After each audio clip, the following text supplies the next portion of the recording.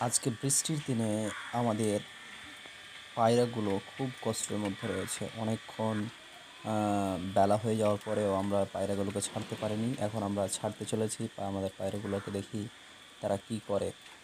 তারা কোনো কিছু খাওয়া দাওয়া করেনি এখন পর্যন্ত। এই তো ছেড়ে দিলাম, ছেড়ে দেবো, তারপরে ওদেরকে কিছু খাওয়া দাওয়ার ব্যবস্থা করে দিতে হবে। দানা পানি না দিলে খুব মুশকিল হয়ে যাবে।